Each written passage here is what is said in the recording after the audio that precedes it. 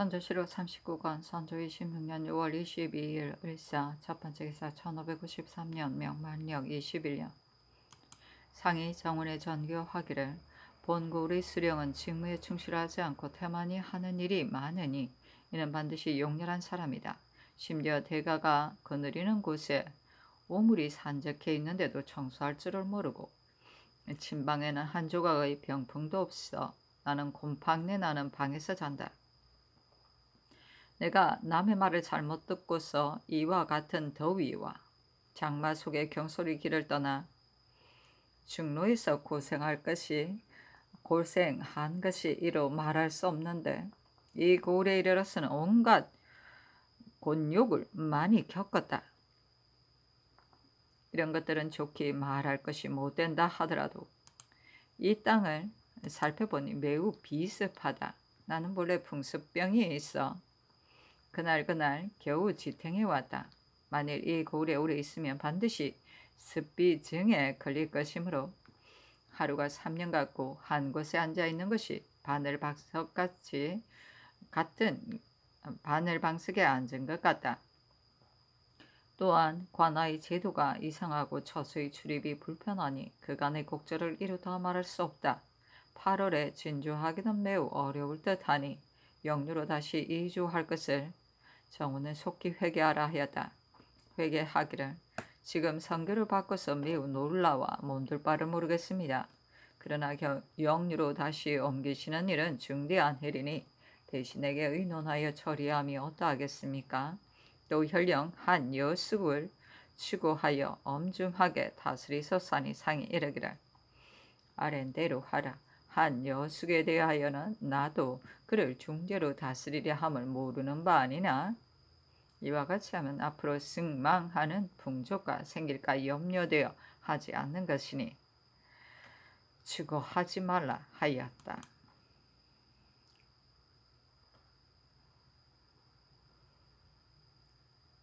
선조실록 39권 선조 26년 6월 22일 을사 두번째 기사 사은부가 아뢰기를 이때를 당하여 한 걸음 나아가면 시인의 소망을 조금이나마 위로할 수 있을 것이요 한 걸음 물러서면 국가를 회복하는 일이 점차 폐기되기에 이를 것입니다. 음습한 장마와 무더위에 풍찬 노숙도 피하지 않고 이렇게 거동하시게 된 것은 부득이한 것입니다. 나아가면 어찌 주가가 편안할 곳이 없기에 하필 구차스럽게 다시 영유로 돌아가서 인심을 의욕시킴으로써 큰 일을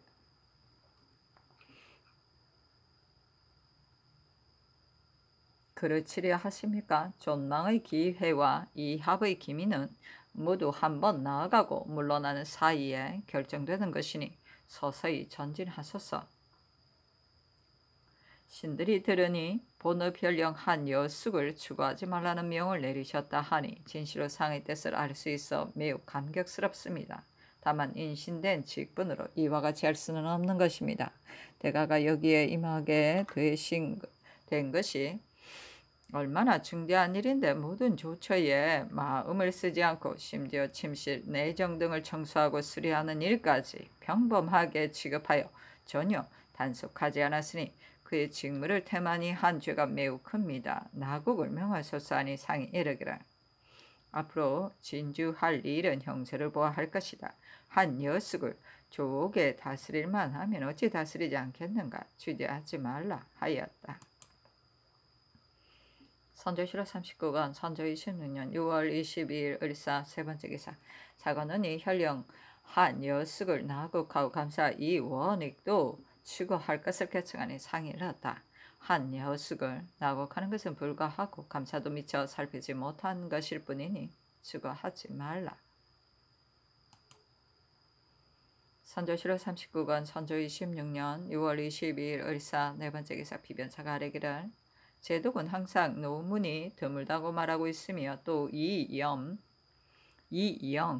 조승훈 등에게 패자를 보내어 오유와 협동하여 형세를 살피면서 적을 초토하게 하는 한편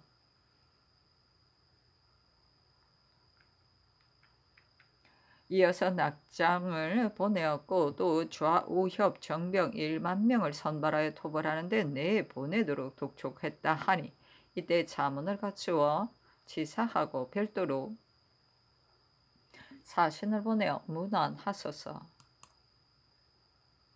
선조실록 39권 선조 26년 6월 22일 을사 5번째 기사.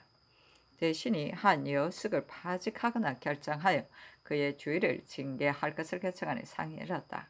이와 같이 하면 앞 고을들이 소문을 듣고 도리어 민간에 폐를 끼칠 것이니 취재하지 말라. 선조실록 39권 선조 26년 6월 22일 을사 6번째 기사. 이해조가 아뢰기를 외적이 북도에 가득 차 있을 때 번호 등은 견양 같은 마음으로 원한을 품은 지 오래하다가 기회를 타서 발동하여 살육과 약탈을 자행하고 관사를 분탕하였으니 이것은 괴이할 것이 없습니다. 적이 후퇴한 후인이 마땅히 문죄해야 하지만 우리는 지금 병력이 부족하니 차라리 참고 그들을 무마해야 합니다. 더구나 저들이 잘못을 뉘우치고 서로 이끌고 와서 항복하고 있으니 우선은 위무하는 은택을 베풀어 반복무상한 그들을 안정시키는 것이 지금의 임시 조처라 하겠습니다. 경원의 추장 오라치 등에게도 힘을 다하여 타일로 그들을 항복시키고 후하게 상을 내려 여러 추장들을 감동케 하는 것이 번복을 진압하는 계책입니다. 그러나 그들의 전직이 무엇이었는지 고찰할 방도가 없어 본조에서 독단하기 어려우니 상직의 고하를 대신에게 상의하여 처리하소서 하니 상이 따랐다. 선조실록 39권 선조 26년 6월 22일 을사 7번째 기사. 대신이 아뢰었다. 경성이 이미 회복되었으나 산능의 변괴가 속출하고 있으므로 군화들의 심정은 모두 대가가 전진하는 일이 시급하다고 생각하였고 또 영류에 전염병이 성행하여 사망자가 계속 나오고 있었기 때문에 전일에 전진하기를 청했던 것이었습니다. 그런데 마침 장마와 더비를 당하여 거동하시는 날에 비에 젖으면서 발습하는 어려움이 많았으니 지금 생각하면 놀라움과 두려운 마음 금할 길이 없습니다. 지금 본읍에 살펴보건대 지세가 비습하고 침실이 불편하여 성후가 편안하시지 못하니 이주하는 것이 마땅합니다. 다만 염려되는 것은 전진하실 때를 당하여 다시 영유로 물러가는 것은 타당하지 못한 듯합니다. 앞으로 이주하실 곳으로는 가깝게는 용강이, 조금 멀리는 안악이 합당할 듯하고 남의 이목에도 무방할 것입니다. 오직 성상께서 재결하소서. 선조실록 39권 선조 26년 6월 23일 병호 첫번째 기사. 사관은 이 현령 한 여숙을 나국하고 감사 이 원익도 추구할 것을 결정하니 상이 일렀다. 한 여숙은 추구하고 감사는 단지 잘못 정했다는 일로만 추구하라. 선조실록 39권 선조 26년 6월 23일 병호 두번째 기사. 관악 유생이 상수하여 중신을 문묘에 보내어 위안제를 거행할 것을 청하니 상이 이를 예조에 내렸다. 예조에서 복계하기를 적이 물러간 후에 여러 능침과 문묘에 보내어 위안제를 즉시 거행하는 것이 당연하나 종묘사직이 파월하여 아직도 환도하지 못했고 선능과 정능 두 능에는 변이 있어 아직 장례를 봉행하지 못하였으니 모든 대소의 제사를 일세 정지하고 두 능을 개장한 후에 위안제를 차례로 거행하소서 하니 상이 따랐다. 선조실록 39권 선조 26년 6월 23일 병호 세번째 기사. 사헌부가 현령 한 여숙을 나국할 것을 결정하니 상이 추구하라고 하였다. 선조실록 39권 선조 26년 6월 24일 정미 첫번째 기사. 사헌부가 아뢰기를 구중궁궐에서 백성을 근심하시는 성상의 마음을 분담하여 한 고을을 맡아 다스리는 수령에게 민생의 고락이 좌우되니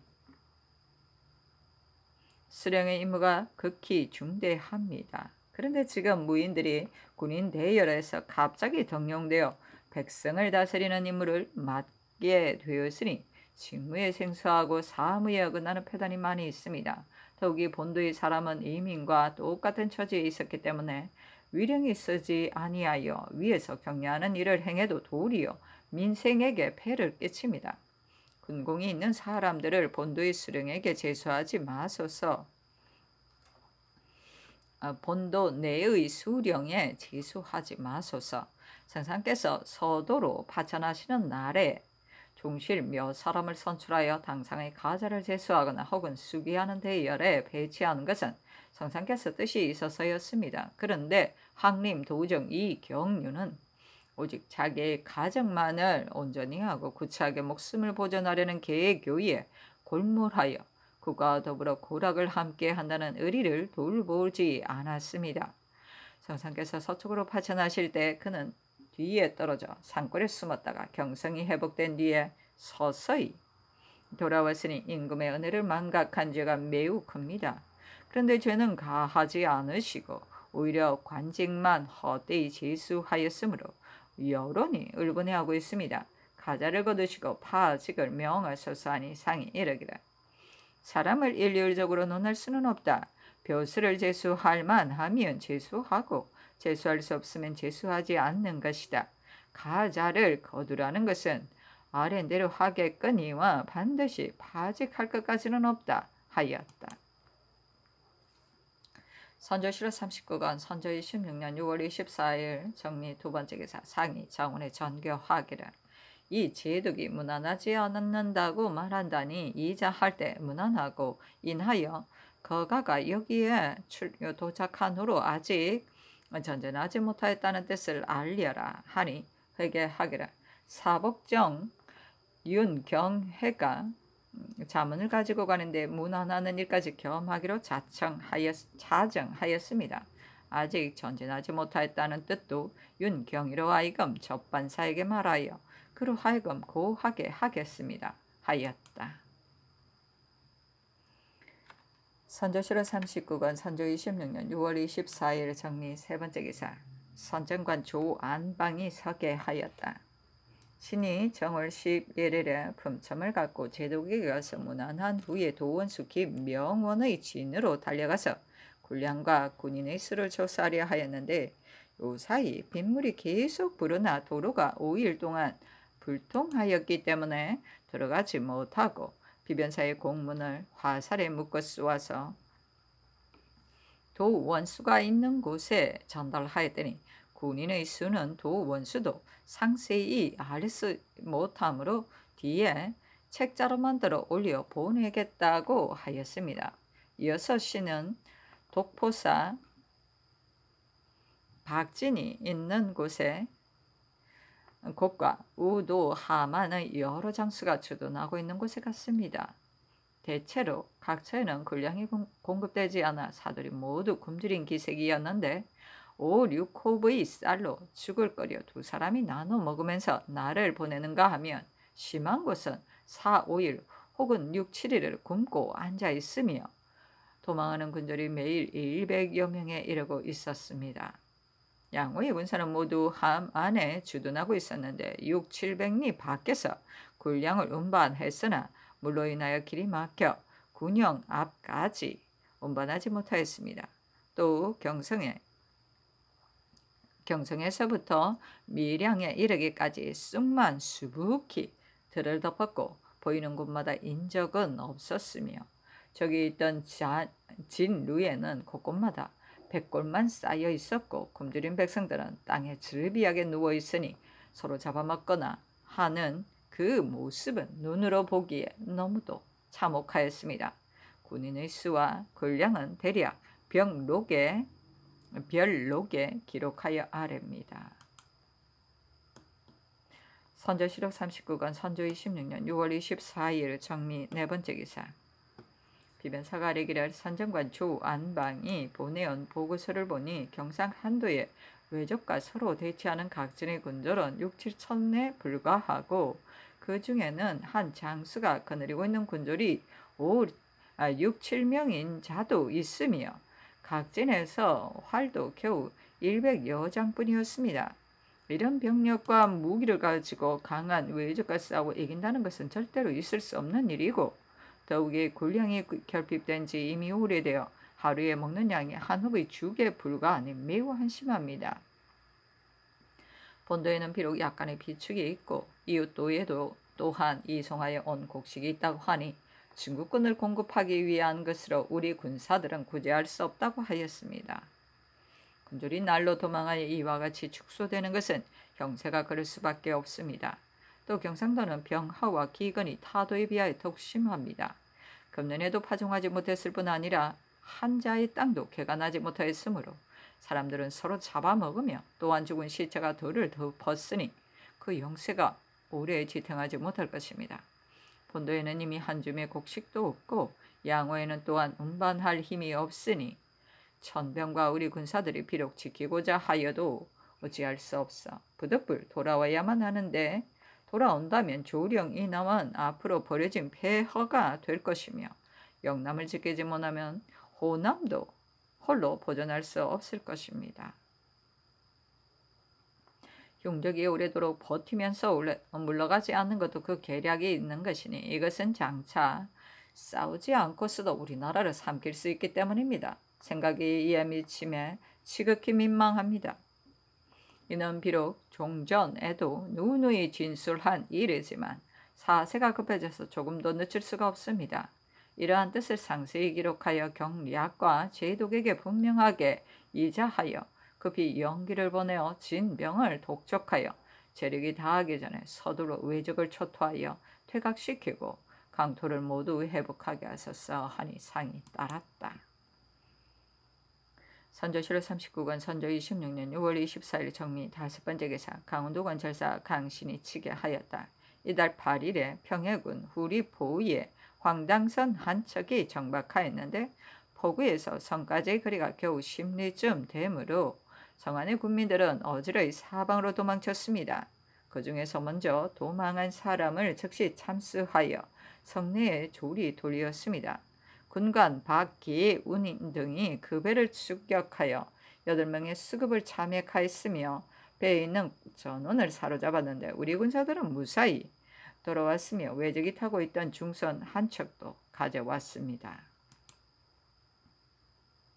선조실록 39권 선조 26년 6월 25일 무신 첫 번째 기사 상이 정원에 전교하기를 전에 비변사가 외적이 머지않아 바다를 건너 돌아갈 것이라고 하더니 어찌하여 아직껏 물러가 있는가. 만일 외적이 부산 덩치에 소굴을 만들고서 때를 틈타고 기회를 기다렸다가 병조를 나누어 일지병은 곧바로 호남으로 쳐들어오고 다른 일지병은 곧장 북으로 쳐들어온다면 모르겠다만 국가를 지탱하는 데 염려 없다고 보장할 수 있겠는가. 이에 대한 의견을 듣고자 한다. 이 원익은 적이 경성을 떠난 것은 바로 깊은 계략이라고 하였으니 만일 이것이 사실이라면 국가가 잠잠해질 날이 없을 것이다. 또 적이 한 걸음 물러나면 우리는 한 걸음 나아가 적이 물러나는 대로 보수하여 스스로 지킬 계책을 꾀해야 하는데도 지금 이에 사태가 안정되기를 기다려야 한다고 하니 이는 천하의 이치를 모두 궁고한 뒤에 비로소 성이 공부를 하는 것과 무엇이 다르겠는가. 사변 이전에는 승평 세굴로 인하여 사람들이 병난을 알지 못했으니 좋게 말할 것도 없거니와 사변 이후에도 일찍이 한 기예를 권장하거나 한 군사를 훈련하거나 한 보루를 쌓거나 한 묘책이라도 강구해 스스로 지킬 것을 꾀하지 않고 오직 적이 물러가는 것만을 다행으로 여기고 있으니 어찌 불가하지 않은가. 나의 생각에는 오늘날의 형세는 곧 제비가 집이 불타는 것도 알지 못하고 즐겁게 쥐저기는 것과 같다고 여겨진다. 바라건대 나의 망령된 말을 용서하고 다시 계책을 마련하여 조치할 것을 비변사에 말하라 하니 회개하기를. 신들은 모두 용렬한 몸으로 비변사의 임무를 맡아 한마디 말을 하고 한 가지 계책을 세워 나라를 다스려 보존하기를 도모할 계획을 하지 않고 하는 일 없이 구차하게 세월만을 보냈으니 부끄러움을 형용할 길이 없어 부월의 형벌만을 기다리고 있었습니다. 이제 선교를 받으니 황송하여 몸둘 곳이 없어 죽음을 무릅쓰고 대제합니다. 하자 상이 이르기를. 지금 적세를 헤아리기 어려워서 단지 민박한 뜻을 말한 것뿐이니 대제하지 말라 하였다. 선조실록 39권 선조 26년 6월 25일 무신 두 번째 기사 예조가 아리었다. 선릉의 애책문이 교정되었기에 끝부분에 개장한다는 뜻을 서술하여 우선 지어 보냅니다. 선조실록 39권 선조 26년 6월 25일 무신 세 번째 기사 사한부가 아뢰기라. 군공 있는 사람 본드 수령에 사용하지 마시고 항림수 이경륜을 파직하소서. 그리고 경중 각사의 관원에 비록 부임하지 않은 자가 있더라도 한성부에서 임의로 대출할 수 없는 것인데 판윤 이 헌국은 품달하여 조치하지 않고 마음대로 가관을 차출하였으니 매우 부당합니다. 추구하소서 하니 상이 이르기를 항림수의 일은 윤화하지 않는다. 그 나머지는 아랜대로 하라 하였다. 선조실록 39권 선조 26년 6월 26일 기호 첫 번째 기사 홍세공을 전주 부윤으로 이기를 한승부 좌윤으로 삼았다. 선조실록 39권 선조 26년 6월 26일 기호 두 번째 기사 정원이 아뢰기라. 중국 장수 동지 심사현 지휘 서일관 호 참군 지현 조염해 동지 정문빈 등이 모두 이미 안주로 향했다고 합니다. 홍세공으로 하여금 경락에게 문안한 후에 이 사람들에게도 문안하고 동쪽 변방의 사정을 탐지해 오도록 하소서 하니 상이 따랐다. 이어서 정원의 전교하기를 정동지와 지현이 지금 평양에 머무르고 있으나 28일에 떠난다고 하니 관원을 보내어 문안하고 후에 나도 가서 만나야 하지 않겠는가 하니 예조가 아뢰기를 정동지와 조지현이 이미 평양에 도착하였으니 상께서 접견하시려면 지금은 여름 장마가 한창 심하니 거동하시기 어려울 것입니다. 문안관을 즉시 보내는 것이 마땅합니다. 자, 상이 따랐다.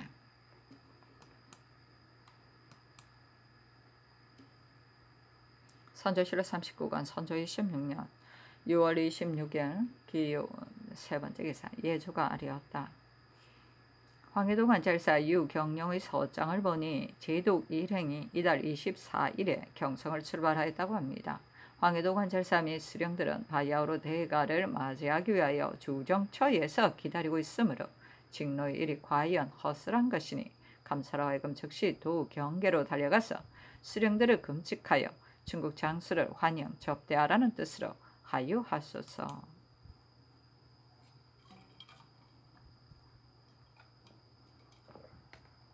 선조실록 39권 선조 26년 6월 26일 기호 네 번째 기사 예조가 아뢰었다. 병안도 관찰사 이원익의 서적을 보니 제독이 이달 24일에 경성을 출발하였는데 제독이 오기 전에 병조를 거느리고 오는 장관에게도 환영연을 베푸는지 여부를 해조해서 지휘해달라고 하였습니다. 3대장인 정동지, 조지현, 방중군과 유격, 참자 30여 명은 모두 계급이 높은 자들이니 마땅히 우대할 것으로 비록 저녁에 도착하였다가 아침에 떠나더라도 호연을 베풀어 주어야 마땅합니다. 그 밖에 지비, 편장 등의 관원들까지 모두 위로연을 베풀어 주기는 어려우니 다담상을 대접하거나 또는 물품을 참작하여 증여하라는 뜻으로 이 원익에게 이문하였습니다. 선조실록 39권 선조 26년 6월 26일 기호 다섯 번째 기사 사한부가 항림수 이경륜을 파직할 것을 개청하니 상이 일렀다. 이미 그의 가자를 개정하였으니 파직할 필요는 없다. 선조실록 39권 선조 26년 6월 26일 기호 여섯 번째 기사 상이 정원에 전교하기를 풍원부 원군 유성룡이 병이 차도가 있으며 남쪽으로 내려간다고 했는데 그곳에는 이미 도원수 등 여러 장수가 있으니 풍원부원군이 남쪽으로 가더라도 특별히 할 일은 없을 것이다.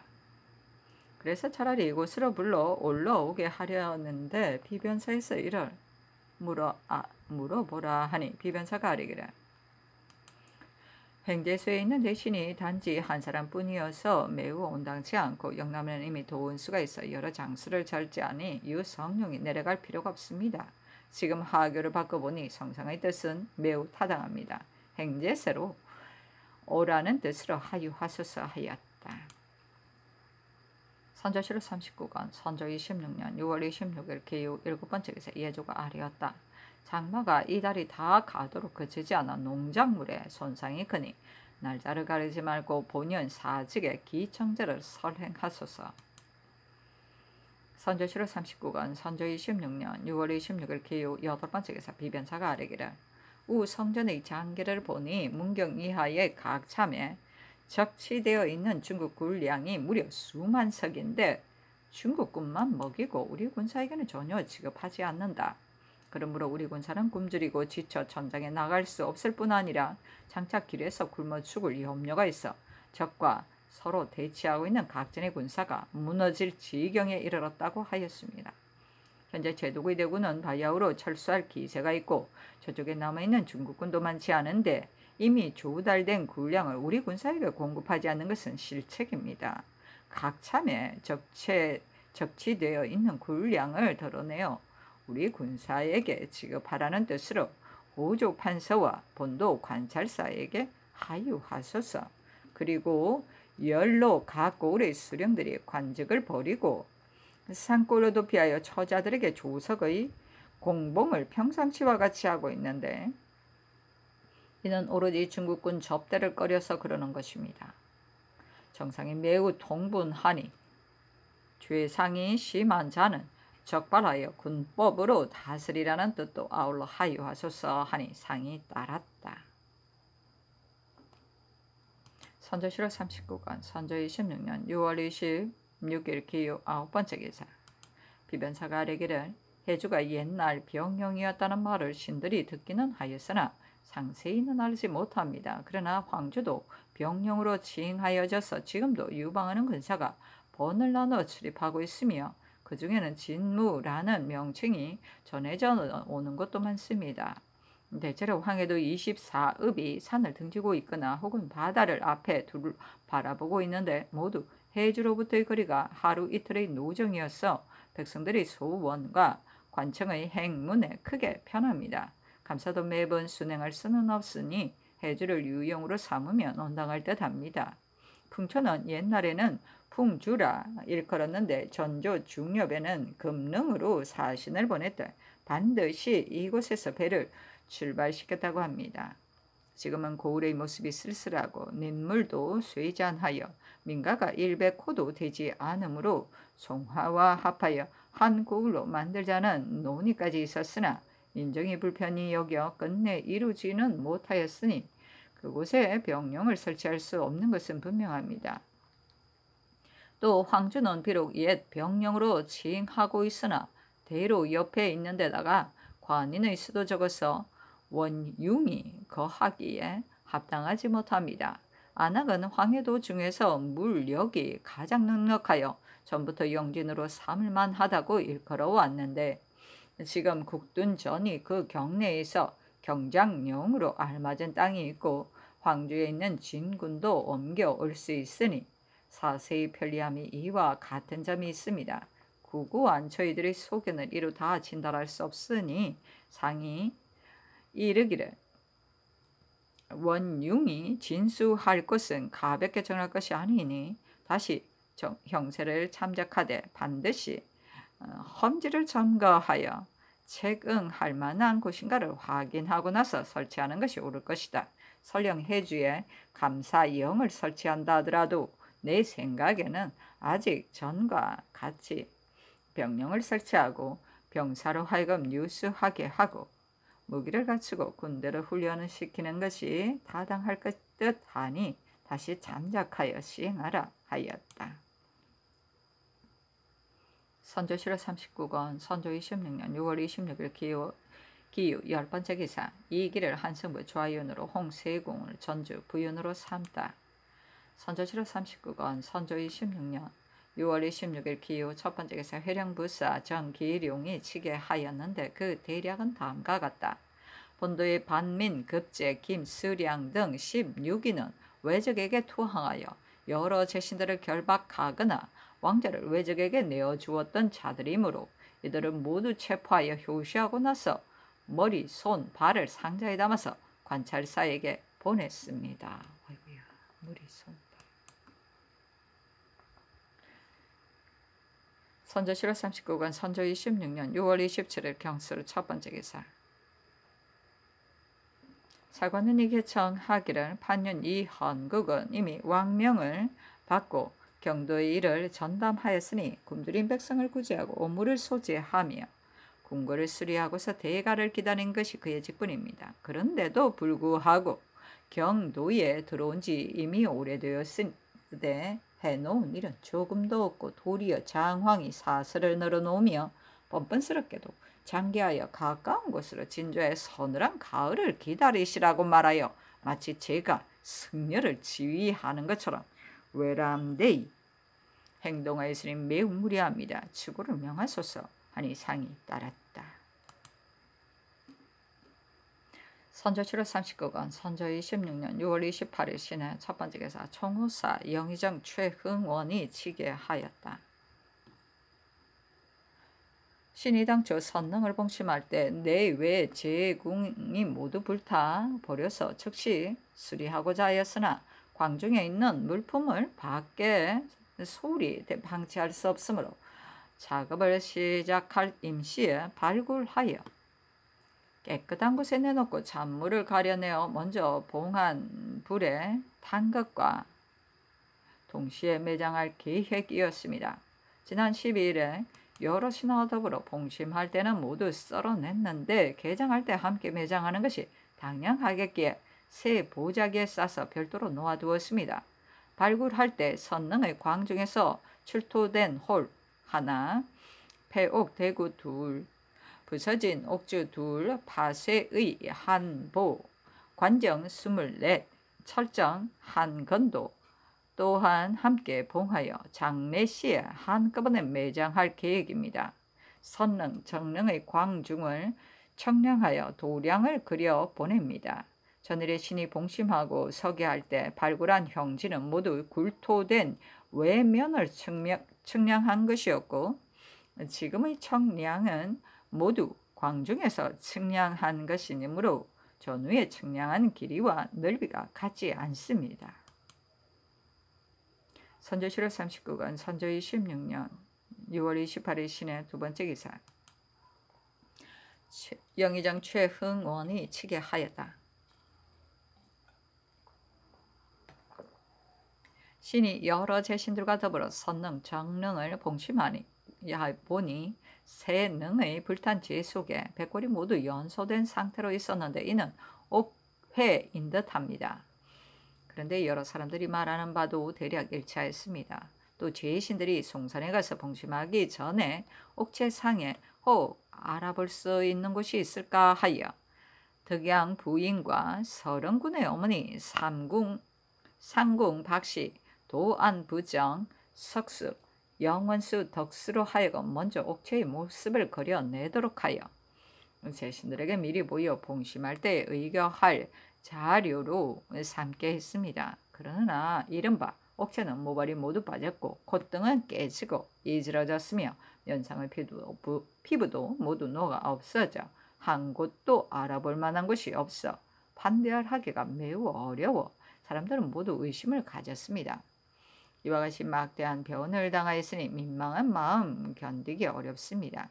제신이 봉심할 때 본달을 각각 서정하였으므로 이를 모두 빈청에 봉송하니 아직 봉심하지 않은 행조에 있는 제신과 삼사에 상의하여 참작해서 정하도록 명하심이 마땅할 것입니다.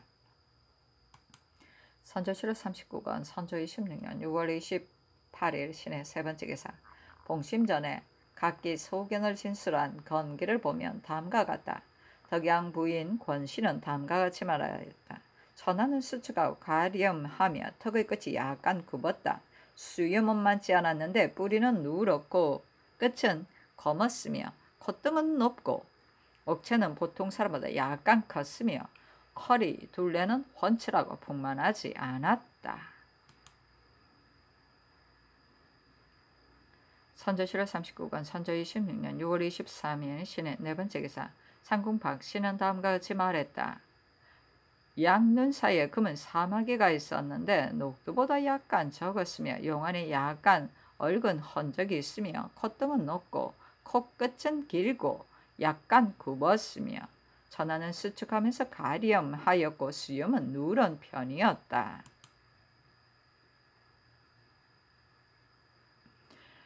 선조실록 39권 선조 26년 6월 28일 신해 5번째 기사. 설원군의 모친은 다음과 같이 말했다. 옥체는 보통 사람보다 키가 컸고 콧등은 높았으며 용 안은 갸름한데 얼굴은 붉은 흔적이 있었고 수염은 많지 않대.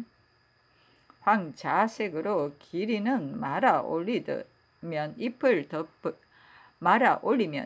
입을 덮을 정도였다. 선조실록 39권 선조 26년 6월 28일 신해 6번째 기사. 부안도정 영원수는 다음과 같이 말했다. 옥체의 키는 보통 사람들 중에서 큰 키로서 비만하지도 않고 수척하지도 않아 훤칠하였고 수염은 그리 많지는 않았으나 또한 적은 편도 아니었으며 길이는 한치 반이 넘고 빛깔은 약간 자황색이었으며 콧등은 좀 높은 편이었다. 선조실록 39권 선조 26년 6월 28일 신해 7번째 기사. 봉심한 후에 각기 소견을 진술한 건기는 다음과 같다. 덕양 부인 권씨는 다음과 같이 말했다. 봉심 후 보니 비록 상세히 알아볼 수는 없었으나 평시의 용안과는 다른 듯하다. 선조실록 39권 선조 26년 6월 28일 신해 8번째 기사. 상궁 박씨는 다음과 같이 말했다. 봉심해보니 비록 반복하여 살펴보았으나 확인할 수가 없다. 선조실록 39권 선조 26년 6월 28일 신해 9번째 기사. 설원군의 모친은 다음과 같이 말했다. 봉심해보니 알아볼 수는 없으나 용안이 평시보다 짧은 듯하다. 선조실록 39권 선조 26년 6월 28일 신해 10번째 기사. 송산의 시체를 봉심한 단자는 다음과 같다. 면상의 피부는 없어졌고 수염도 모두 빠졌으며 콧등은 깨지고 이스러졌다. 두 눈은 모두 패어졌고 위아래 양 입술은 모두 없어졌으며 가슴은 넓고 비대하여 골절이 드러나지 않았는데 손으로 눌러보면 물렁물렁하여 딱딱하지 않았고 등 뒤는 비대하고 넓으며 양손과 양다리는 견고하고 가슴 아래와 복부 위에 가로로 그어진 3개의 금이 있는데 이는 칼로 베인 흔적인 듯하다. 오른쪽 발 위에 큰 파열이 하나 있고 견갑골 아래 좌측에 2개의 파열이 있는데 하나는 크고 하나는 작았으며 허리 아래 둔부 위에 하나가 있다. 키는 포백척으로 3척 2촌 남짓하다.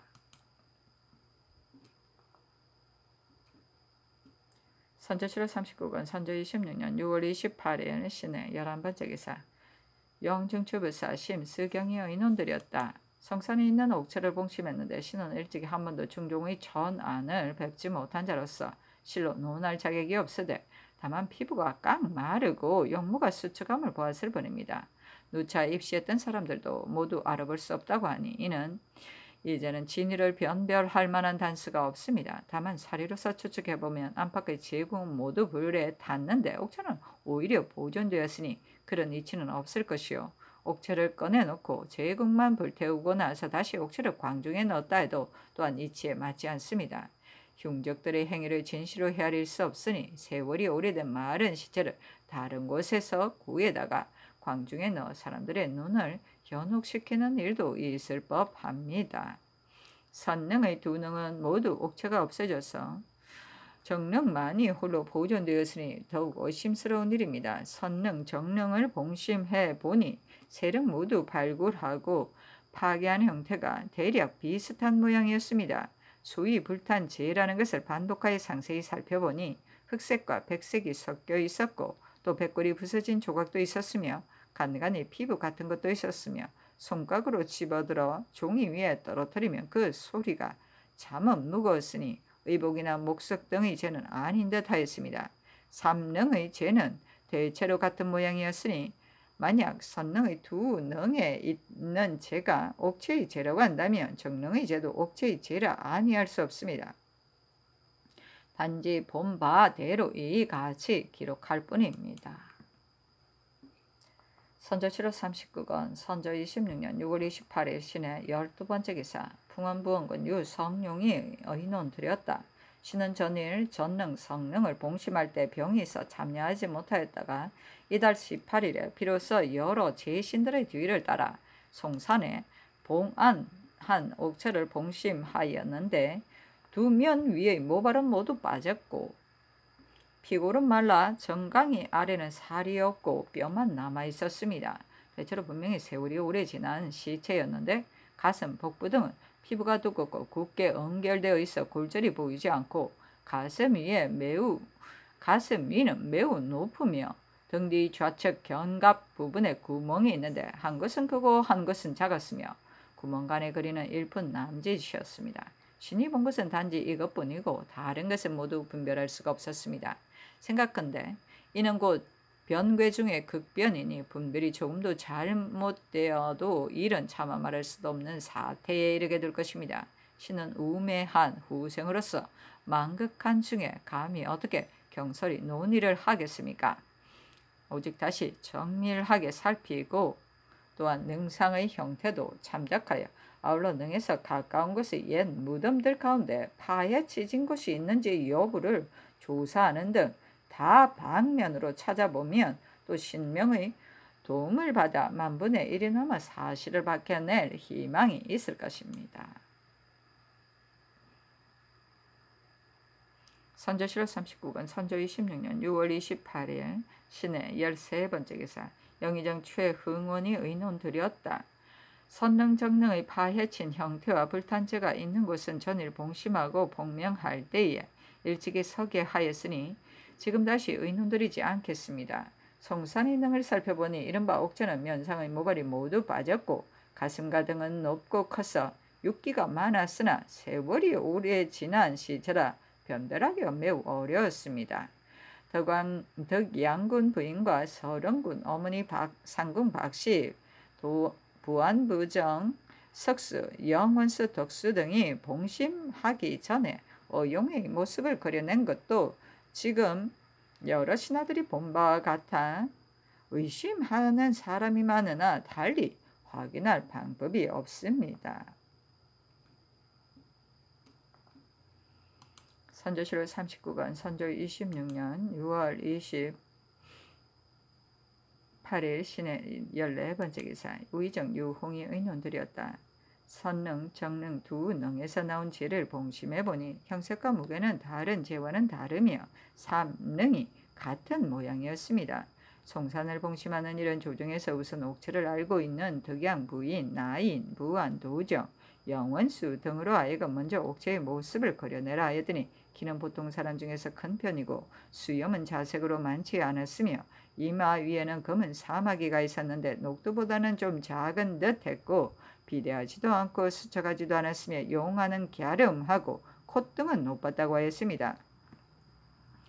봉심해 본즉 비대한 살은 썩어 없어졌고 검은 사마귀도 알아보기 어려웠으며 콧등도 부패하였고 얼굴은 둥근 편 듯하며 갸름하다고 볼 수는 없었습니다. 윗수염은 자그마한 흔적만 남았고 아래 수염은 없었으며 가슴 위에 살은 높은 듯하여 높지도 않고 비대하지도 않은 체격은 아닌 듯한데 확인할 바가 없으나 어찌 보면 의심할 바가 없는 것 같기도 합니다.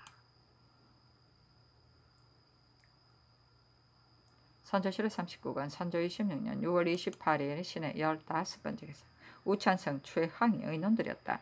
선능의 대왕릉에 있던 재는 크고 작게 봉한 것이 각각 하나씩인데 작은 한 봉은 모두 불에 탄 뼈로 그 빛깔은 희면서 푸른색도 있었는데 단단한 것은 돌과 같고 연한 것은 쌀랑눈 같았으며 큰 봉은 모두 불타 재로 혹은 가는 모래로 섞여 있으되 분명히 불탄 뼈와 같은 상태였습니다.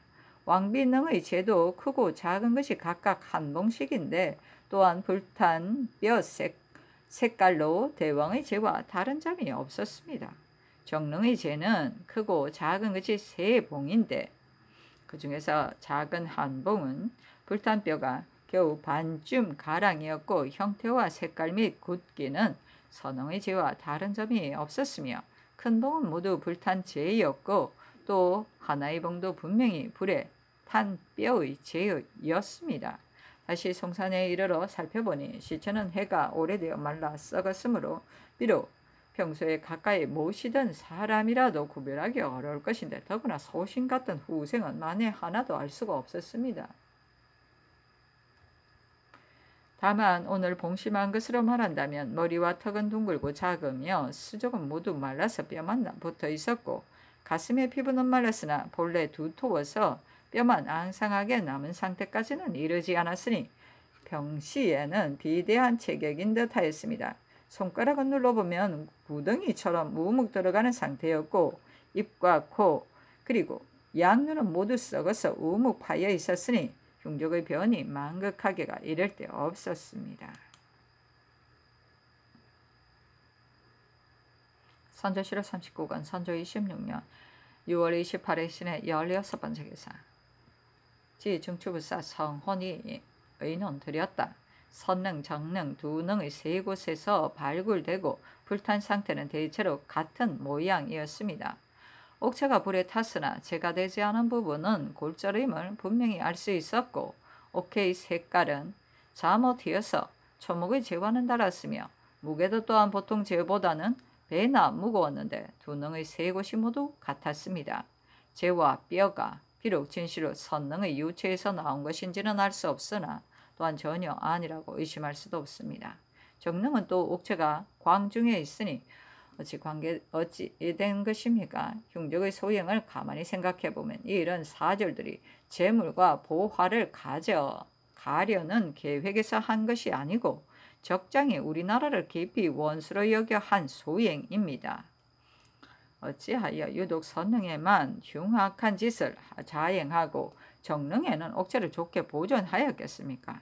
또 정능을 발굴한 구멍은 좁고 깊게 파서 광 밑은 비록 제궁 하나 들어갈 만큼 파고 그 밖에는 공간이 없으니 제궁을 불사르자면 반드시 옥체를 밖으로 옮겨 놓았다가 불이 꺼지기를 기다려 다시 광중으로 넣어야 할 것인데 그 음흉한 심사로서 어찌 이와 같이 세밀하게 하였겠습니까? 모두 헤아릴 수 없는 일입니다. 봉산을 봉심하기 전에 선조를 모시던 종척과 시녀들로 하여금 어용을 기억하여 기록하게 하여 여러 신하에게 보인 연후에 봉심하게 하였으나 연대가 오래되었고 모두 훼손되었기 때문에 조금 더 비슷한 곳을 지적하여 확인할 수가 없었습니다. 그 밖의 말한 곳 중에서도 선왕의 용하는 갸름하고 턱뼈는 길었다고 했는데 이는 얼굴이 방형인 사람 같고 선왕은 뒷머리가 평평하고 가파라서 갓을 쓰기가 어려웠다고 했는데 이는 뼈가 있는 듯하며 선왕은 연세가 많이 드셔서 수척하다고 하는데 이는 가슴 사이가 넓고 평평한 것이 평소에 비대했던 체격인 것 같습니다. 대체로 신이 본 바로는 모두가 기록한 것과는 같지 않습니다. 그러나 두 면의 피부는 거의 쓰러져서 변별하여 알아낼 수 없고 세밀히 살펴서 분별하려 해도 근거할 만한 바가 없습니다.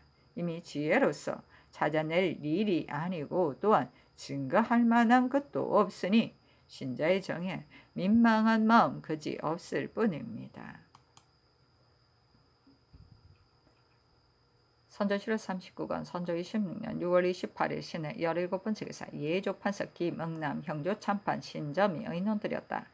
선능 정능을 봉심하였는데 선능의 대왕능의 잿더미는 크고 작은 봉이 둘이고 왕비능의 잿더미도 크고 작은 봉이 둘인데 임시로 만든 정자 각에 봉안하였습니다. 대왕능의 잿더미 중 1봉은 불에 탄 단단한 뼈 조각이었는데 그 색이 백색이거나 청흑색이었으며 그 길이는 반촌이거나 혹 반촌이 못되기도 하였습니다. 적은 것은 모래와 같은 것도 있는데 모두가 한 줌 정도 되고 그 무게는 다른 재와는 달랐습니다.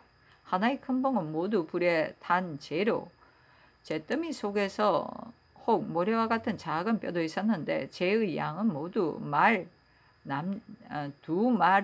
두어 말 남짓되었고 그 무게는 또한 다른 재와는 달랐습니다. 왕비능의 잿더미도 크고 작은 두 봉이 있는데 대왕릉의 잿더미와 형태나 색깔은 똑같은 모습이었으나 그 수량이 조금 적었습니다. 정릉의 잿더미는 3봉인데 또한 정자각에 안치하였습니다.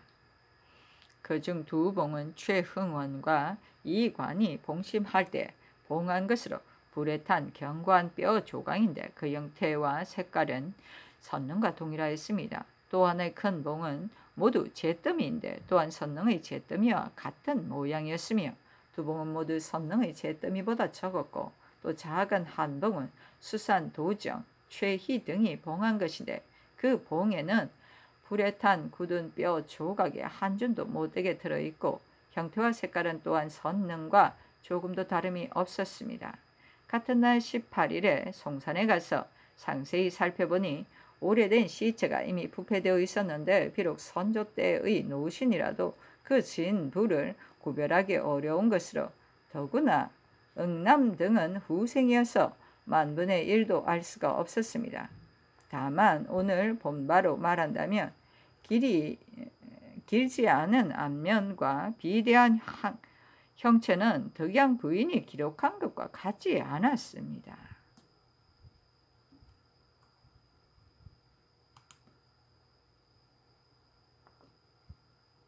선조 7월 39건 선조 26년 6월 28일 신의 18번째 기사 아천군 이정이 의논드렸다. 두 능의 세 곳에서 발굴되고 불탄 상태가 대략 서로 같았습니다. 옥체가 불에 타고 남은 것을 모두 각각 크고 작게 봉하였는데 작은 봉은 비록 다소의 차이는 있으나 형체와 경중이 서로 같았습니다. 송산에서는 단지 선조를 모시던 사람들이 용안을 기록한 것에 의하여 봉심했는데 두 면의 피부와 모발은 모두 없어져서 징험할 만한 것이 없고 다리와 피부도 또한 부패되어 없어져 골절이 대부분 드러났으니 이는 해가 오래된 시체인 듯하며 그 가슴, 등, 허리, 복부 사이에 피육이 두터운데 손으로 눌러보면 물렁물렁하여서 우묵 들어간 듯한 상태였고 또한 머리, 얼굴, 발과 다리는 생생한 곳과 마른 곳이 현격한 차이가 있는데 아무리 생각해봐도 그 이유를 알 수가 없습니다.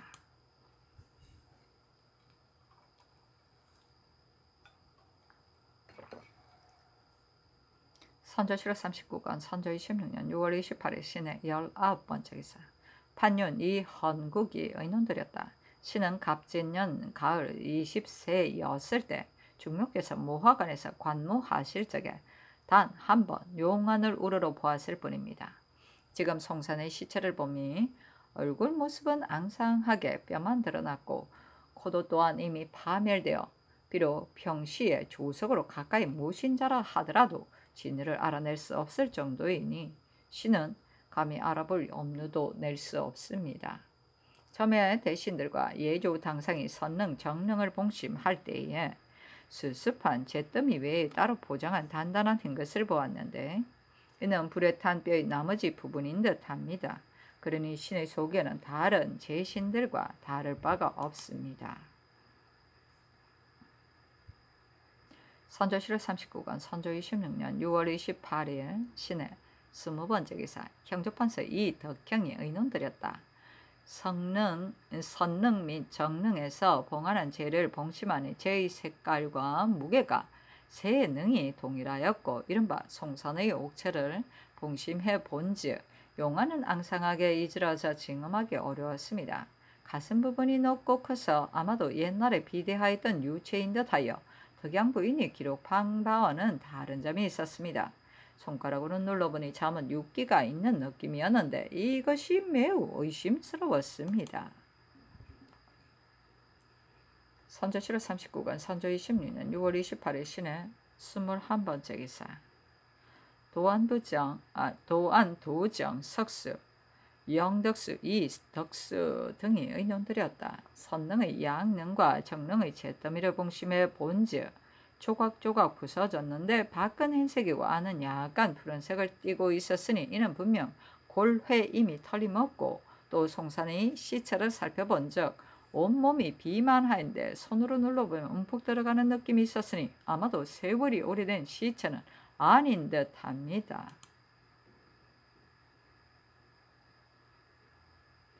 선조실록 39권 선조 26년 6월 28일 신해 22번째 기사 직제학 백유함이 의논들이었다.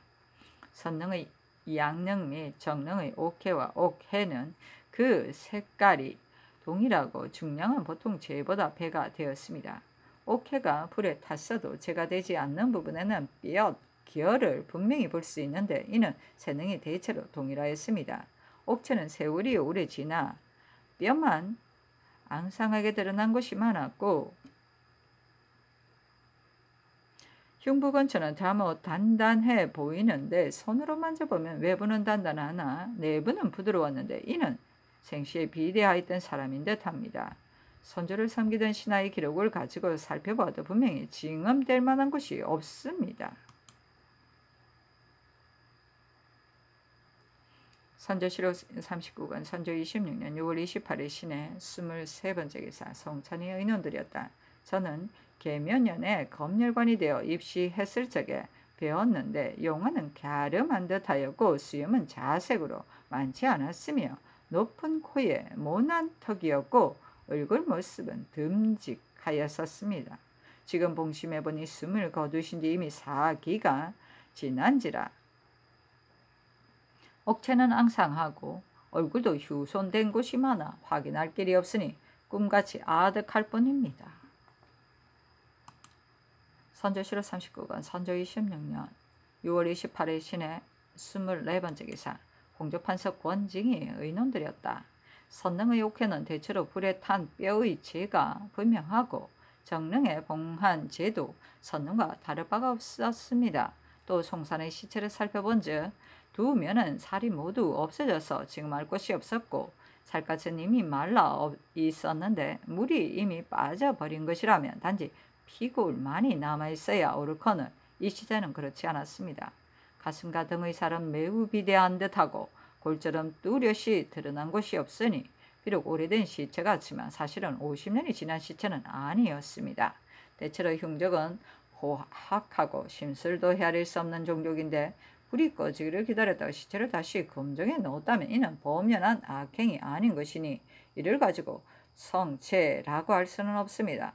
만일 다른 것으로 대체하여 참을 어지럽힌 것이라면 뼈를 태운 죄가 옥해가 아니라고 어찌 보장할 수 있겠습니까? 반복하여 생각해봐도 알 길이 없습니다.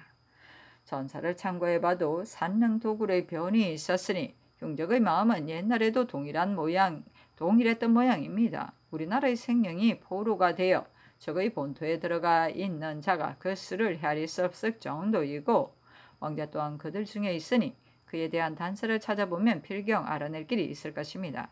또 적이 간악한 술수를 섰다면 적이 있던 원근의 소문이 자자하리라 생각되는데 그 중에 허, 의, 후 같이 충성 쓰는 사람이 어찌 없었겠습니까? 더욱이 도굴할 때 우리나라 사람 중에 참여하여 본 자가 있을 것이니 그런 사람이 있다면 방을 붙여서 죄를 면해주고 상도 준다는 뜻을 보임으로써 단서가 나오기를 기대하는 것도 한 방법이라 생각됩니다. 그렇다. 선조실록 39권 선조 26년 6월 28일 신해 25번째 기사 대선 이 재민이 의논들이었다. 선능, 양능과 정능의 재뜸이 중에서 수습한 뼈를 살펴본즉 모두 조각조각 부서졌는데 조각이 얇은데도 가볍지 않고 단단하며 색깔은 푸르면서도 희었고 종이에 싸서 들어보니 무게는 세 령이 모두 동일하였으니 이는 옷골이 불타는 중에서도 모두 재가 되지 않은 것입니다. 또 송산의 시체는 살갗이 말라붙고 입과 코는 형태가 없어졌으며 수염과 머리카락도 면상에 남아있지 않았다고 합니다. 여러 표적을 가지고 분별하려 해도 확실한 증거가 되지 않아 감히 경솔하게 논의할 수 없습니다. 선조실록 39권 선조 26년 6월 28일 신해 26번째 기사 이조 참이 이관이 의논들이었다. 당초에 예관으로서 영의정 최흥원과 더불어 선능, 정능에 동시에 봉심하였는데 두 능에 대한 일을 함께 상의하여 서게 하였습니다. 신의 의견은 최흥원의 서계 속에 있는 내용과 같으니 지금 다시 논의할 것이 없습니다. 대체로 사람이 60세에 가까워지면 피부가 줄어들어 수척해지는 것이 당연한데 송산의 시체를 봉심한 결과를 가지고 말한다면 얼굴 모습이 모두 변하여 비록 평소에 늘 모으시던 작아 보더라도 알 수가 없게 되었습니다. 다만 가슴이 넓고 복부는 큰데다가 살이 풍만하며 복부 이하는 아직도 충만하니 60세에 가까운 사람은 아니었던 것 같습니다. 또 손가락으로 가슴 위를 눌러보면 손가락 닿는 곳마다 움푹움푹 들어가서 단단한 기가 없었으니 이는 아마도 세월이 오래된 호화로운 장사 지낸 시체는 아니었 듯 하였습니다. 복부 위에 5, 6군데 칼 자국이 있었으니 그간의 일은 억측할 수 없습니다. 신은 명묘조에 출신하여 중종대왕을 우러러 뵌 적이 없었기 때문에 옥체에 대해서는 조금도 알 수 없습니다. 다만 나인과 덕양 부인이 언서로 기록한 용무로서 추측해보면 아마도 동일하지는 않다고 생각됩니다.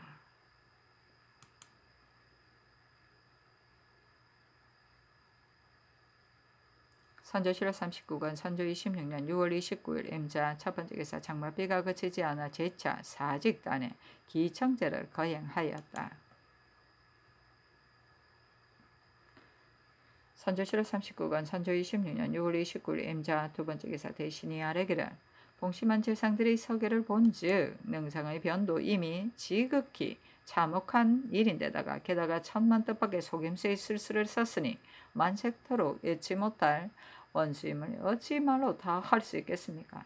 영의정 최흥원은 그 일을 중대하게 여겨 행제소에 있는 봉심하지 않은 제신 및 3사의 관원들에게 상의하여 결정하라 하였으니 빈청에 아직 오지 않은 당상관 및 3사 관원들을 회의하여 결정하도록 명하소서하니 상이 이르기를 만극한 나의 심정은 다만 하늘이 일찍 나를 죽게 하지 않은 것이 한스러울 따름이다. 지금 비록 패초한다 해도 여기에 있는 관원들은 직접 봉심한 자들이 아니었어. 어떻게 확인할 방도가 없으니 내 생각에는 봉심했던 자들을 지금 속히 모이라하여 그들이 오기를 기다렸다가 결정하는 것이 좋을 듯하다 하였다.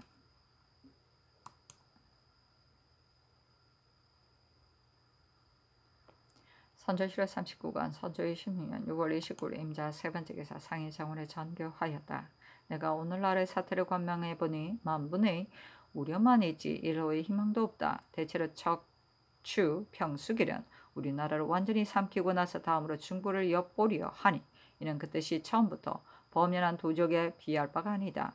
그의 흉악한 술법으로 말한다면 참으로 뛰어난 적중의 호걸이라 이끌을만 하니 그 야욕이 여기에서 그칠 리가 만무하다. 그 병력은 강대하고 무기도 정묘하며 사절도 훈련이 잘 되었으니 우리나라에 교련받지 못한 군사로서 적을 막는다는 것은 사마귀가 앞발을 들고 수레바퀴를 막는 것과 다를 바가 없어 외적과 대적할 길은 전혀 없다.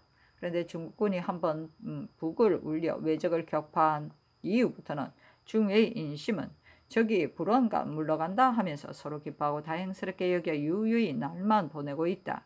내가 그렇지 않은 상황을 역설하였는데도 그 말은 통하지 않았고 도리어 심한 자들이 허황한 말을 조작하기까지 하였다.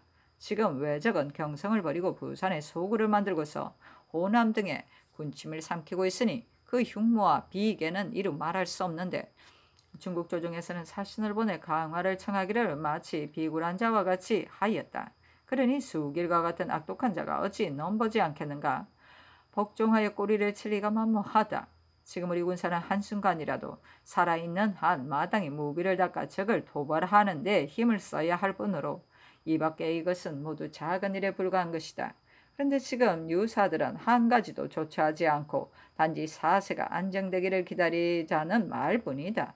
옛날부터 초창기에 군사를 일으켜 사방을 정벌하는 때는 한편으로는 싸우며 한편으로는 지켜 형편에 따라 조처하였다. 이로써 개척하는 땅이 날로 넓어지고 무기는 날로 정밀해졌으며 사절도 날로 정의하게 된 것으로 우선 일이 안정되기를 기다린다고 핑계대는 말은 듣지 못했다. 오늘날의 일이 어찌 이와 다르겠는가? 나는 본래 병이 있는 사람으로서 그늘의 그 기력이 날로 발휘해져 일이 안정되기도 전에 죽어서 저승길에도 한을 남길까 매우 두렵다. 또한 적이 번번이 싸움에 승리하는 것은 오로지 화포가 있기 때문이고 중국군이 적을 진압할 수 있는 까닭도 화포가 있으니 우리나라의 약점은 바로 화포를 사용하지 않은 데 있다. 이제 마땅히 평양, 황해, 충청, 전라 등 각도에 각각 도해를 설치하고 화약을 많이 구워내는 한편 사람들이 방포를 가르치되 한 사람이 10사람을 가르치면 그 10사람은 또 100사람을 가르치고 그 100사람은 1000사람을 가르치며 1000사람은 10,000사람을 가르쳐야 할 것이다. 이와 같이 하면 몇 해 지나지 않아 모두 훌륭한 포수가 될 것이다. 이 밖에도 무예를 권장하는 방법을 모두 동원하는 한편 모든 조치와 계획을 쉼 없이 한 연후에야 국가를 다시 세울 수 있을 것이다. 그렇지 않고 다만 안일 주위로만 나간다면 이는 이른바 제비가 불타는 집에서 지저귀는 것과 같다. 또한 유원회가 말한 진나라의 청담파나 당나라의 일사 등이 혹은 은근히 서로 모함하였다는 것을 다시 깊이 생각해 보아야 할 것이니 이 뜻을 비변사에 말하고 아울러 지금 내가 한 이 말을 여러 승지들이 기억하여 있지 아니하면 훗날에 반드시 내 말을 알아주는 이가 있을 것이다.